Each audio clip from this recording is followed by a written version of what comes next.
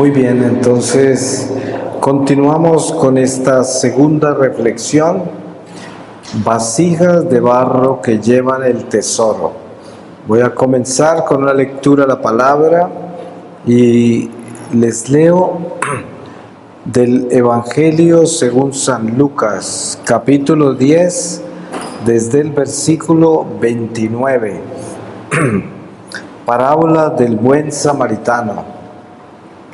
Pero él, queriendo justificarse, dijo a Jesús: ¿Y quién es mi prójimo?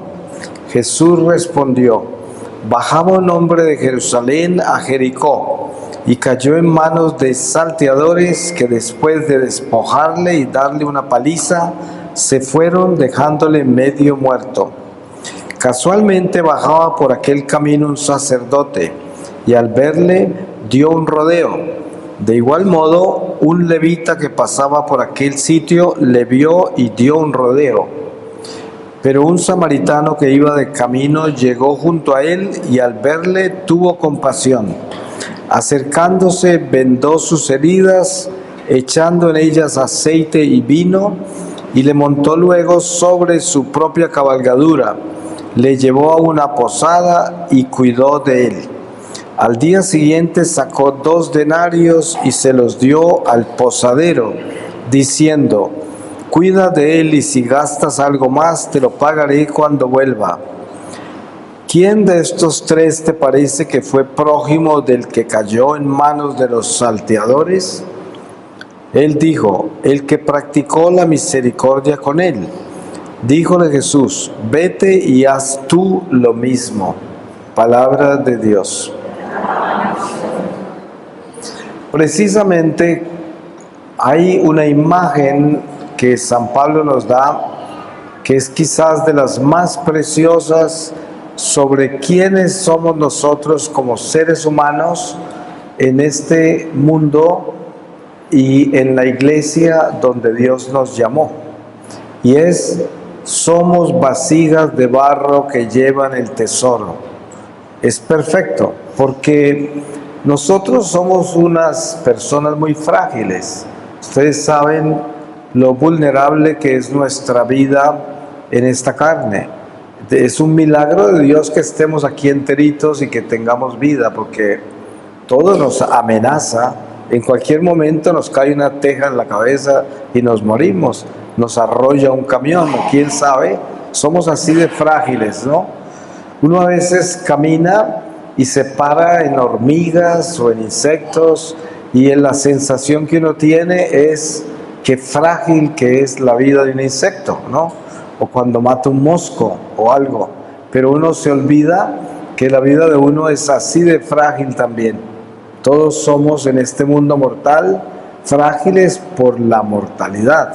Unos viven más que otros, pero se mueren todos. Por lo tanto, esa fragilidad es inmensa. Pero la llamada que hace San Pablo con este término de vasijas de barro que llevan el tesoro es a reconocer que Dios se glorifica en nuestra debilidad, en nuestra fragilidad, en nuestras limitaciones. Porque uno diría: ¿qué puedo hacer yo por la iglesia? ¿Qué puedo hacer por la humanidad? Si yo no soy nadie, si yo no soy nada, si yo vivo esta pequeña vida que es como insignificante. Pero precisamente el don más grande que Dios nos ha dado a nosotros es su Santo Espíritu.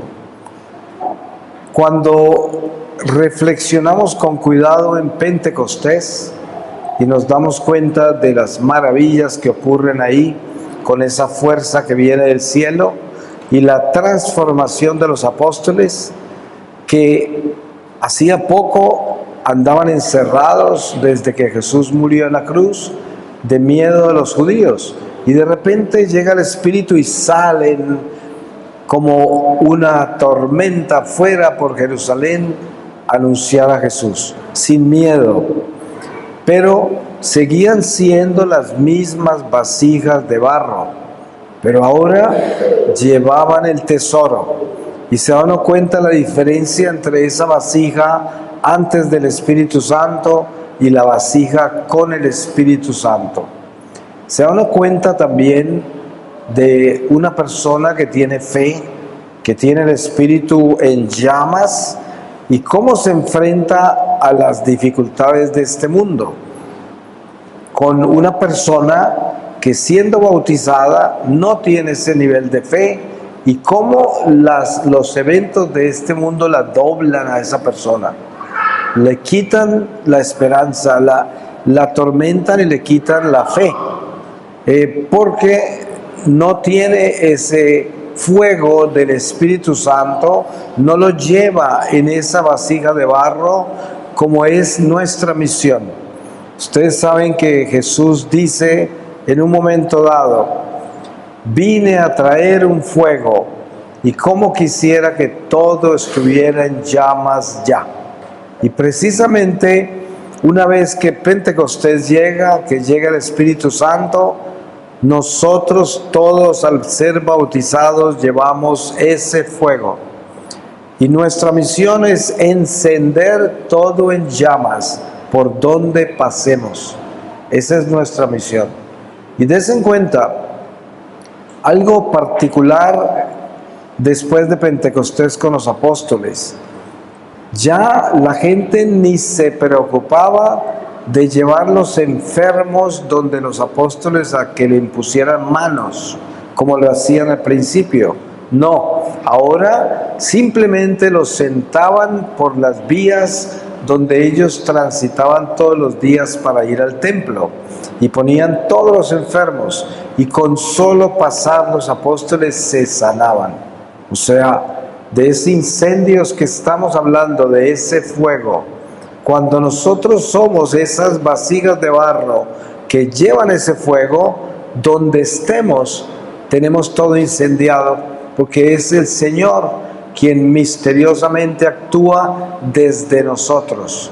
Entonces, la misión más importante nuestra como católicos, como cristianos, como hijos de la Iglesia, es serle fieles a Dios y a la Iglesia.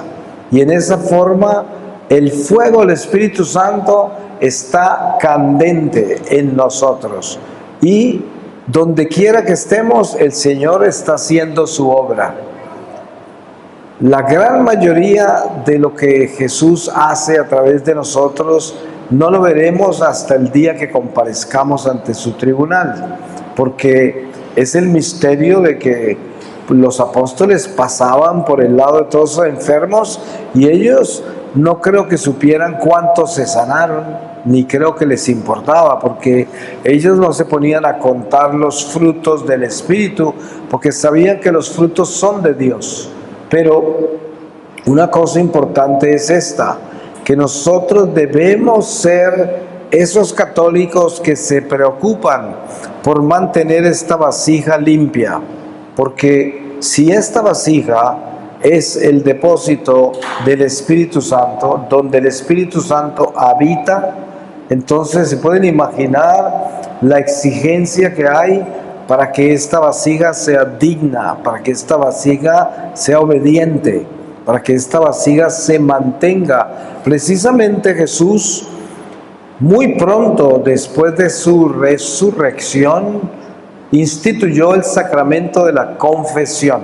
Ustedes saben con la rapidez que el Señor se le aparece a los apóstoles y les sopla el Espíritu Santo, porque como ellos no habían recibido todavía a Pentecostés, les tuvo que soplar el Espíritu para que entendieran la trascendencia de lo que les iba a pedir y a enseñar, como fue la institución del sacramento de la confesión. ¿Y por qué lo hizo Jesús con tanta urgencia al resucitar?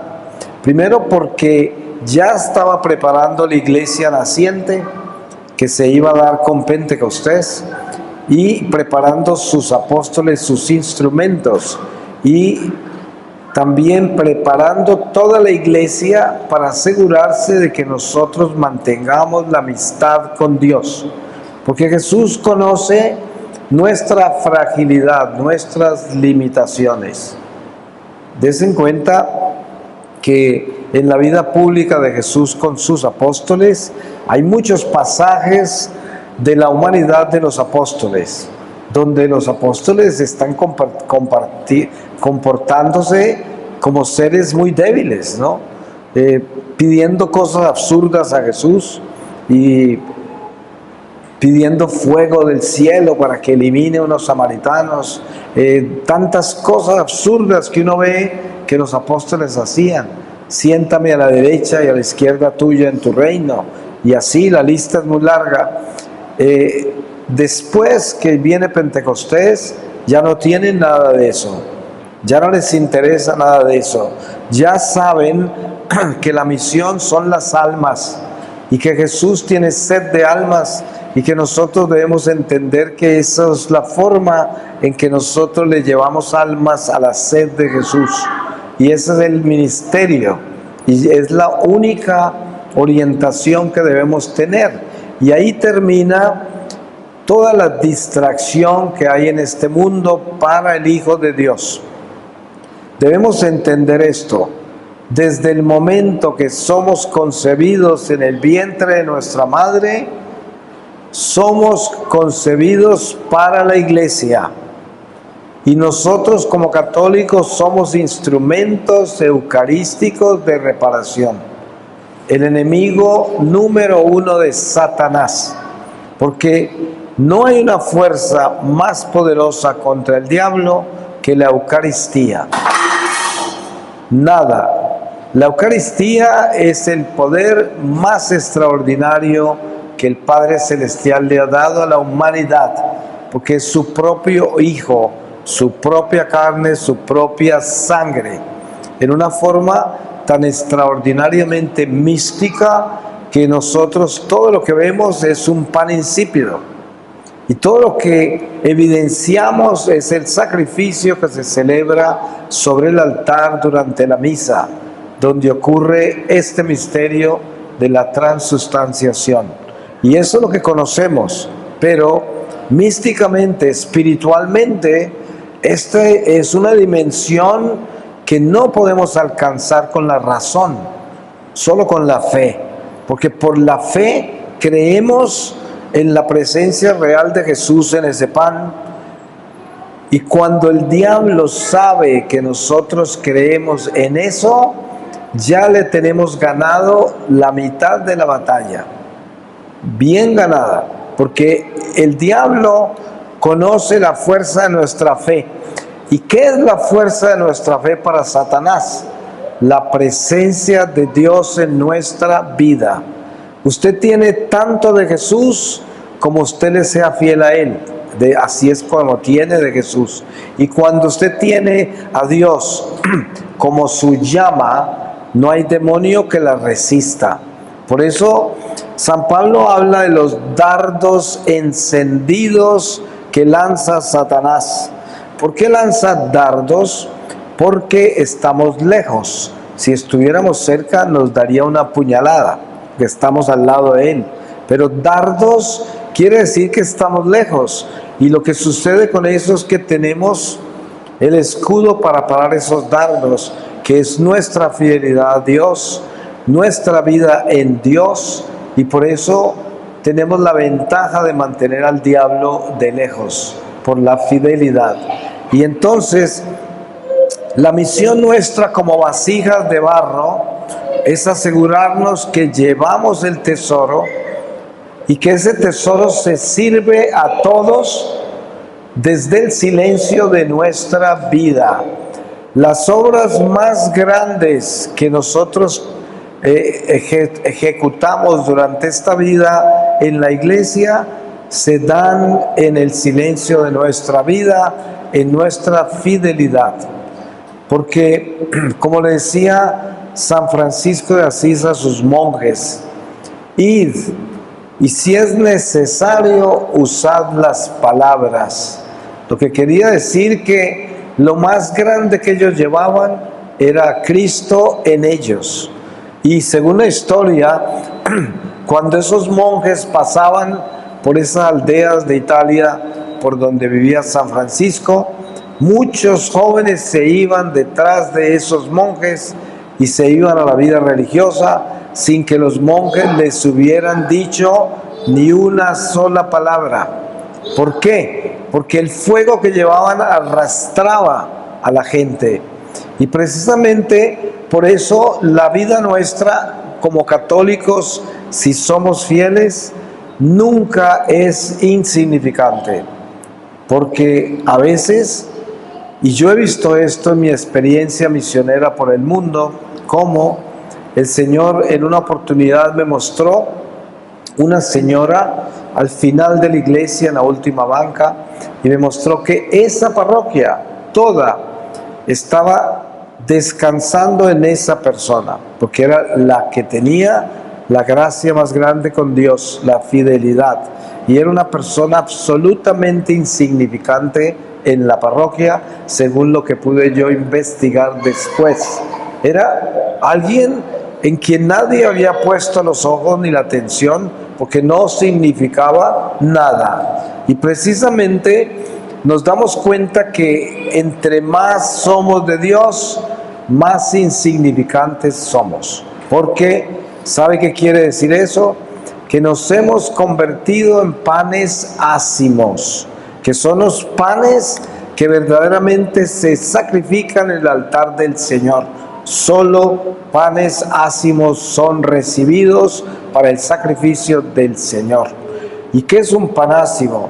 Ustedes saben que un pan ácimo es un pan insípido, sin levadura, sin condimentos. Es el pan que se usa para ofrecérselo a Dios. El mundo quiere que nosotros estemos llenos de levadura y de condimentos, que seamos un pan sabroso, un pan delicioso, y eso es lo que el mundo quiere saborear. Cuando entramos más y más en Dios, menos y menos sabor, hasta el punto que llegamos a ser ácimos, insípidos. Y ahí es donde está la fuerza de Dios, en ese pan ácimo, en esa humildad, en esa nada. Y por eso debemos estar conscientes de lo grande que es nuestro llamado a esta iglesia, y cómo el Señor nos enlistó en este ejército de Dios que es su iglesia, y cómo cada uno de nosotros somos una célula viva de esta iglesia, y cómo nosotros transmitimos esa sangre mística del Redentor por medio de nuestra pequeña vida. Porque cuando nosotros somos de Dios, vivimos para Él y toda nuestra vida está en Él, somos una célula saludable y fluye por dentro de nosotros el amor de Dios hacia todos los demás, hacia toda la iglesia, hacia toda la humanidad, porque precisamente tenemos que tener la conciencia de que cuando estamos en gracia de Dios, aumentamos la iglesia en gracias. Cuando estamos en pecado, disminuimos la iglesia en desgracias, porque ustedes se dan cuenta lo que hace un escándalo de un sacerdote, lo que hace un divorcio de gente católica, lo que hace un católico que se va a un culto, a una secta, o que se vuelve masón o ateo, quién sabe qué. Todo eso es un daño a la iglesia, la disminuye, la corrompe. Entonces, nos damos cuenta que nuestra vida solo tiene esas dos direcciones: o nos estamos purificando o nos estamos corrompiendo. No hay ninguna situación en el centro, en la mitad no hay nada, no hay una zona gris. O me estoy corrompiendo o me estoy purificando. Y tenemos que asegurarnos que como hijos de Dios, que hemos sido escogidos por Él para ser parte de esta iglesia, que estemos purificándonos con nuestra vida. Es nuestra responsabilidad, porque a medida que nos vamos purificando durante esta vida, vamos purificando muchas almas. Eso es el resultado de esa fidelidad, y es el tesoro más grande que nos llevamos al final de esta vida. Las obras del amor son nuestro tesoro ante Dios. cuánto amor hemos dado. Por eso hoy usted podría examinarse como una acción de Cuaresma, que es un don de la Iglesia para nosotros. Durante la Cuaresma recibimos gracias espirituales, como el sentido de la Cuaresma es el arrepentimiento, el sacrificio, la mortificación, el ayuno, la limosna. Todo esto es parte de un ejercicio espiritual, de una estación litúrgica que se llama la Cuaresma. Entonces, un ejercicio importante es darle un alto en el camino a nuestra alma y mirar con toda sinceridad, mirar si yo hoy soy mejor persona que hace un año, si perdono más, si tengo más paciencia, más compasión, más tolerancia, más caridad. ¿En qué estado se encuentran esas virtudes? Y si somos sinceros, comenzamos a caminar en una muy buena dirección, porque la única dirección que tiene sentido de santidad es aquella por medio de la cual yo contemplo mi vida con frecuencia para darme cuenta si he progresado, si estoy creciendo espiritualmente, si estoy amando más con el amor de Dios, si en mi corazón cada día crece más el sentimiento del deseo inmenso de que todos se salven. Ustedes saben que si la misión nuestra como militantes de la Iglesia son las almas, entonces en mi corazón tiene que haber un deseo permanente, y es que todas las almas se salven. Ustedes se han dado cuenta que en esta oración del ángel de Fátima, a los pastorcitos que ahora la tenemos en el rosario, en muchos lugares la utilizan, es: Señor, lleva todas las almas al cielo, apiádate de las más necesitadas de tu misericordia. Y esa no es una oración humana, esa oración la trajo un ángel, o sea, es de origen divino. Es el Señor enseñándonos a orar. ¿Y cuál es esa oración? El deseo de que todas las almas entren al cielo.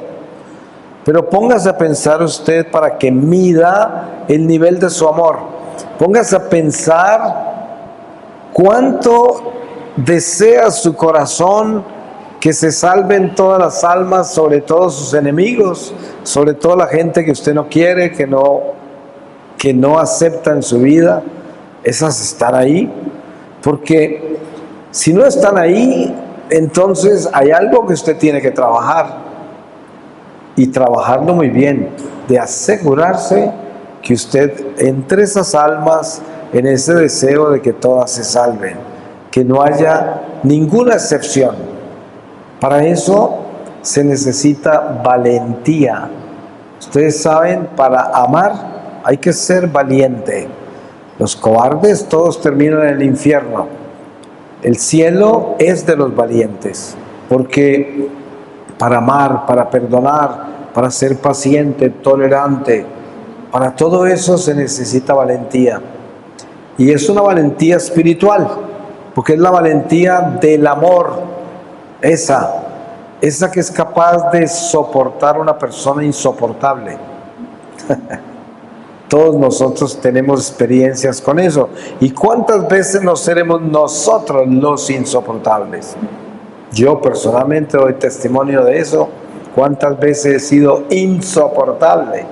Y bendigo a todos los que me han soportado, porque se han santificado conmigo, espero, ¿no? Y esto es lo que sucede, como en una oportunidad Dios me ha dado la bendición de poder predicar ejercicios espirituales a muchas comunidades religiosas y sacerdotales. Y muchas veces al final de estos ejercicios la Madre Superiora o el Superior me pide que hable con algunos de los religiosos o sacerdotes que tienen inquietudes sobre lo que se habló. Y en una oportunidad una monja llegó muy compungida por otra monja de su comunidad. Y el problema era que esta monja en esa comunidad era como un demonio, ¿no? Tenía todo el convento patas arriba, como dicen en términos vulgares, porque era insoportable esta monja, pero así, insoportable. Pues al siguiente día, la madre me envió a la monja insoportable. Yo no sabía que era ella, porque ya había escuchado de la otra que había una monja terrible. Y ella se sentó al frente mío y me dijo: la razón por la cual le quiero consultar a usted es porque quiero saber cómo es que uno puede ser un instrumento de purificación o de santificación de otros por su propio pecado y maldad. Y yo inmediatamente supe que era ella. Dije, esta es la insoportable, ¿no? Entonces ella me confesó eso, me dijo que ella era terrible, que ella era así y asá, y resulta que esa monja no era monja de verdad, era una falsa vocación, porque ella había entrado al convento en venganza, porque la había dejado el marido en el altar, y de venganza contra toda la humanidad, contra la familia, contra todo, se fue de monja. Y claro, fue el terror del convento. Pues resulta que la realidad de todo eso, porque la historia es muy larga, esa se convierte en una monja santa. Fuera de eso, purificó todo ese convento, porque nunca habían rezado tanto para que se fuera una monja como durante esos 4 años que duró ese suplicio. Y las monjas todos los días de rodillas pidiéndole a Dios que se la llevara, ¿no? Y resulta que lo que sucedió es que se convirtió todo el convento, porque se dieron cuenta que les faltaba mucho. Ustedes se imaginan todo el tiempo que se gastaron pidiendo que se llevaran esa monja, cuando el Señor quería que se quedara. Pero ¿quién iba a entender que esa mala decisión de esta mujer era la purificación de un convento y la conversión final de ella, y además que se convirtió en monja, algo que no tenía en sus proyectos, ¿no? Porque seguramente ella quería salirse del convento después de haber vivido un infierno con todas las monjas, pero así no sucedió ni para ella ni para las otras. Dios tenía un plan y todo lo hizo perfecto, y ninguno sabía el derecho de ese plan, porque nadie se dio cuenta las maravillas que Dios estaba haciendo. Por eso, jamás puede rechazar uno las pruebas que le toca vivir en este mundo. Por eso los santos dicen: si rechazas la cruz que llevas, te van a dar una más grande. Así de que más bien acepta lo que llevas con amor, por duro y difícil que sea. Hay personas que les toca eso con el matrimonio, a otros padres con los hijos, a otros les toca en su trabajo con el patrón o con los empleados, o quién sabe en cuántas formas se manifiesta la prueba, ¿no? La prueba que Dios coloca en nuestro camino. Pero todas esas pruebas nos purifican y nos santifican si nosotros no las rechazamos. Tenemos que ofrecérselas a Dios. Eso es, ofrecérselas al Señor. Porque en esa forma elevamos nuestra vida al nivel de Dios. Porque como dice la palabra, si oras por aquellas personas que te hacen sufrir, si oras por tus enemigos, acumulas ascuas en sus cabezas. O sea que eso te beneficia tanto a esa persona que estás orando por ella, como a ti por orar por ella, porque estás haciendo algo imposible, algo que naturalmente uno no hace. porque la naturaleza humana no se inclina nunca a hacer cosas así. Nosotros no lo hacemos humanamente, pero espiritualmente sí. Por eso las señales de que estamos creciendo espiritualmente y de que somos esas vasijas de barro que verdaderamente llevan el tesoro, son las señales de que ya podemos orar por todo el mundo, de que ya podemos incluir todas las almas en nuestro deseo de que se salven. En ese momento uno puede decir: estoy creciendo espiritualmente. Porque de lo contrario, si nuestro amor es tan limitado, que está sujeto tan solo a amar a aquellos que nos aman, aquellos que nos preocupan y nos duelen, pero el resto parece que fueran pescados que pasan nadando por el lado, porque no existen en nuestro corazón, no existen en nuestras intenciones, sino que tan solo existen aquellos que son importantes para nosotros. Ahí no hay nada, porque como dice Jesús, hasta los malos les dan cosas buenas a sus hijos. Así que no hay ninguna gracia en ser bueno con los que nos conviene. La gracia está de ser bueno con los que no nos conviene, ¿cierto? Con aquellos que no nos quieren, que nos persiguen, que son nuestros enemigos, que nos han hecho daño. Y bueno, pues la insignificancia de nuestra vida cristiana debe ser la concientización de que Dios hace maravillas por medio de nosotros, a pesar de ser tan insignificantes y a pesar de creer que nuestra vida no tiene nada grande que ofrecer, nada importante. Les decía que Satanás sabe desde el momento que somos concebidos en el vientre de nuestra madre, sabe quiénes somos. Él sabe que somos su peor enemigo por la Eucaristía. Y por eso desde el vientre de nuestra madre comienza la batalla contra nuestra alma. Ahora, no estamos solos. Ustedes saben que Dios nos da un ángel guardián a cada uno. Y no es coincidencia que el ángel guardián es invisible. No, porque el ángel guardián es espíritu y es nuestro guardián en el mundo espiritual que no podemos ver. Esa es la justicia de Dios, que Él no nos trae a este mundo desamparados.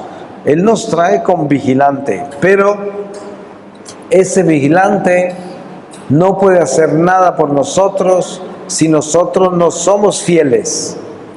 Solo en la fidelidad, en la obediencia, el ángel puede actuar. Nada más así. Por eso, entendiendo muy bien lo que es vivir en orden con Dios, se entiende lo que es la presencia del ángel en nuestra vida.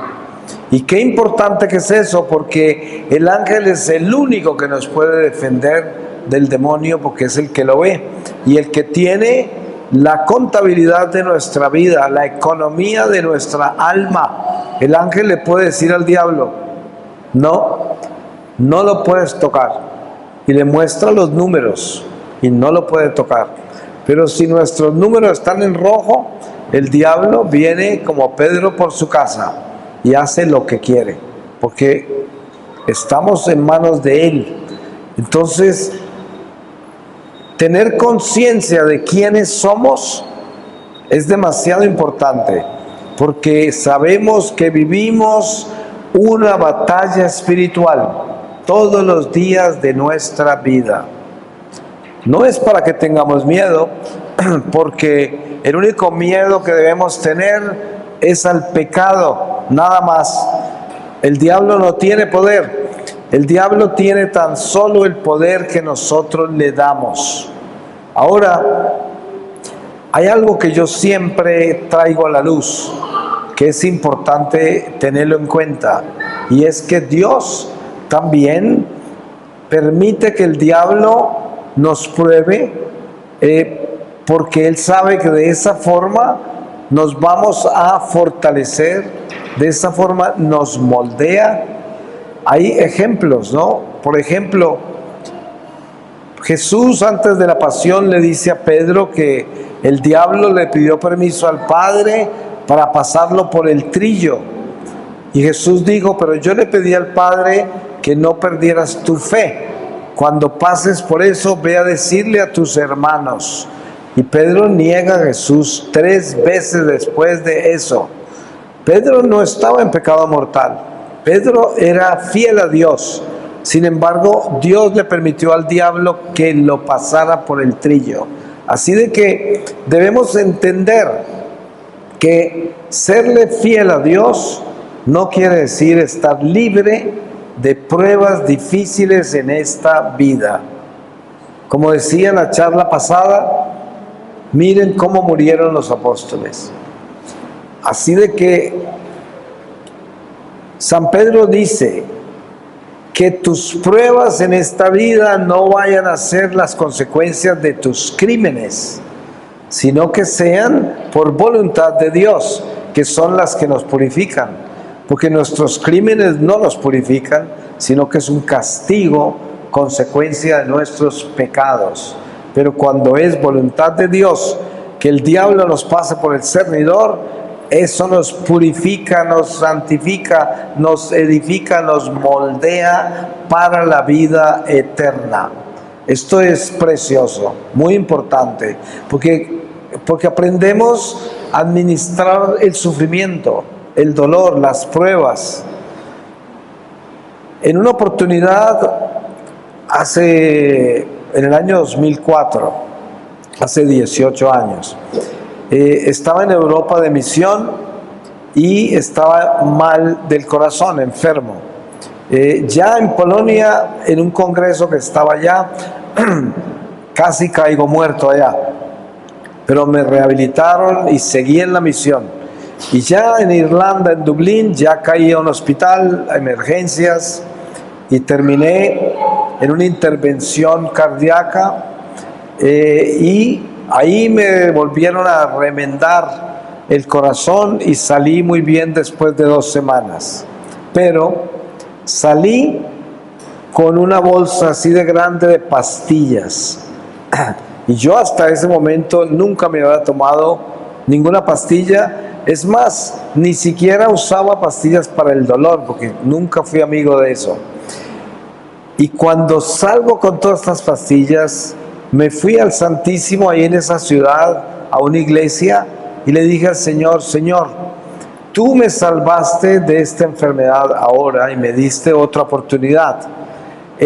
Yo soy tu mensajero como tú me escogiste, y no por nada bueno que yo hice, porque todo lo hice mal, sino por tu misericordia.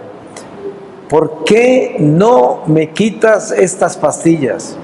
Yo no puedo, yo no tengo disciplina, yo no me las voy a tomar bien, yo no voy a hacer, por favor, que yo no necesite estas pastillas.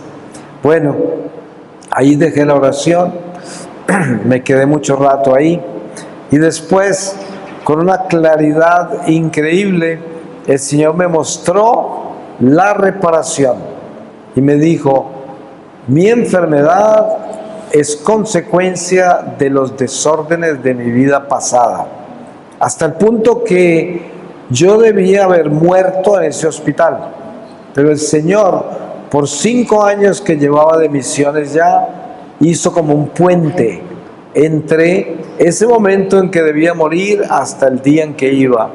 Y yo en ese momento no sabía cuánto iba a durar ese puente. Duró hasta el 2017, que volví a caer en Texas con el corazón muy mal. Le tuvieron que abrirme el corazón, y ahí me dio otro puente. O sea que aquí donde ustedes me ven, estoy caminando sobre un puente. No sé cuán largo será ni cuánto va a durar, pero es porque yo acabé con mi vida por los excesos de mi pasado. Pero el Señor me ha ido construyendo puentes a medida que llevo mi vida misionera, pero el diablo vuelve cada que él considera necesario a volverme a tratar de sacar. No para el infierno, porque ya no podrá, pero sí para terminarme mi vida terrenal, porque así la interrumpe por causa y consecuencia de mis pecados. O sea, como yo les decía antes, Dios no interfiere el tiempo humano.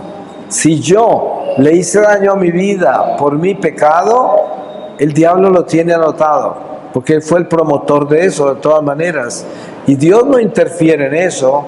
Si yo llego a vivir una vida en orden con Dios y creo situaciones de las cuales se puede prender el Señor para quitarle al diablo crédito, entonces aparece un puente. Pero nos damos cuenta que hay una economía del alma y es importante tenerla clara, la economía del alma, para que nosotros nos demos cuenta que todo purifica, todo santifica y todos los días son una oportunidad para reparar. Porque mucho católico no sabe que después de confesarnos y ser absueltos, apenas comenzó la enmienda, la reparación. Y debemos hacerlo en vida, porque lo contrario tendremos que hacerlo en el purgatorio. Por eso el purgatorio está hecho de todos los asuntos que no se terminaron de resolver en la vida terrenal. Y entre esos asuntos está la enmienda, la reparación. Por eso hay que estar conscientes de que cuando el sacerdote nos absuelve, caminamos lejos del confesionario a comenzar una vida de reparación de esos pecados que fueron perdonados. Nos dice la palabra que no hay nada que repare pecados más rápidamente que llevarle a Dios a la gente. Esa es la forma de reparar, de enmendar los pecados más rápida. Llevarle a Dios a la gente. ¿Cómo es que le llevamos a Dios a la gente en la forma más precisa y efectiva? Con una conversión verdadera del corazón. Porque cuando una persona vive una conversión radical del corazón, es una antorcha de luz donde esté. Porque todo lo que es la presencia de Dios. Una conversión verdadera es la presencia de Dios. Así de que esa es nuestra tarea más importante, lograr una conversión verdadera del corazón. Voy a pedirle al Espíritu Santo su palabra, para que en esta palabra sellemos todo lo que aquí hemos reflexionado. Y les voy a leer del profeta Ezequiel, en el capítulo 41, desde el versículo 3. El debir, oh santo de los santos, penetró en el interior y midió la pilastra de la entrada, 2 codos, después la entrada, 6 codos, y las paredes laterales de la entrada, 7 codos. Midió su longitud, 20 codos, y su anchura, 20 codos delante del santo, y me dijo: esto es el santo de los santos. Palabra de Dios. Hay algo importante que debemos observar cuando leemos el Antiguo Testamento y nos encontramos con estas medidas dictadas por Dios. Lo que nos enseña es: Dios es un Dios de orden. Y todo está contado. Por eso la palabra dice: hasta los cabellos de nuestra cabeza están contados. Así de que tenemos que tener nuestras cuentas exactas. Tenemos que tener nuestros números exactos en todo lo que hacemos. Tenemos que tener nuestra vida en orden. Por eso en la reflexión pasada les aconsejaba el tener cuidado con la iglesia y obedecer a la iglesia. Eso es el orden de Dios.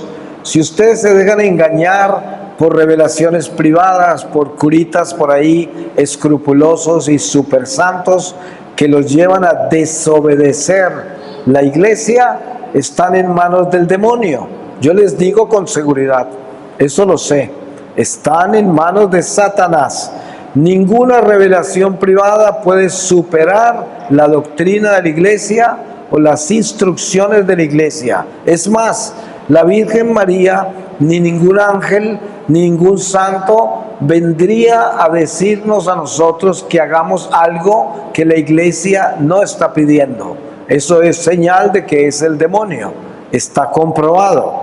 Y nadie puede traernos escrúpulos con la Eucaristía o con cualquier regla litúrgica que haya en la iglesia o tradición o forma de comportarse en la misa. Ustedes saben que hay mensajes tan diabólicos que le enseñan a la gente a comportarse totalmente diferente durante la Eucaristía, cuando nosotros tenemos reglas litúrgicas que dicen cuándo me arrodillo, cuándo me paro, cuándo me siento, cuándo entro a la iglesia y cuándo salgo. Todo eso está escrito y es nuestra doctrina. Por eso, mucho cuidado, les digo de todo corazón. Lo único que ustedes deben hacer para estar en orden con la iglesia es serle fieles a la iglesia 100%. Y mucha gente dirá, pero ¿cómo hacemos? Yo digo, a lo único que uno no puede obedecer es a pecar, pero lo demás, la iglesia es santa y la iglesia es madre y maestra. Amén. Amén.